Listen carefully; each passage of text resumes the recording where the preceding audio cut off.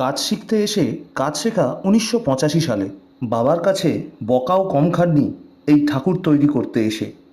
তার কারণ, বাবার বক্তব্য ছিল যে এখানে ছেলেরা কাজ করে, মেয়েরা নয়। তারপর হঠাৎই বাবা মারা যায়। তারপর একটি স্বেচ্ছাসেবী সংস্থার হাত ধরে দিল্লি পাড়ি, সেখানে কালার স্কুলে পড়াশোনা। ব্যাস, পথ চলা শুরু। প্রতি বছর প্রায় ৪০টিরও বেশি দুর্গা প্রতিমা বানান মালাদি। নাম ছড়িয়েছে দেশ থেকে বিদেশেও। এই বছর মালাদির ঠাকুর পাড়ি দিয়েছে সুদূর ইউক্রেনে। দিদির আশা, তার দুর্গা গিয়েই যুদ্ধের ইতি টানবে। বছর ইউক্রেনে দিয়েছি, ইউক্রেন একটা গেছে, ইটালি গেছে, ইউএসএ গেছে, বোম্বেতে চলে গেছে, ম্যাড্রাসে চলে গেছে, এটা দিল্লি যাবে, সব জায়গায়।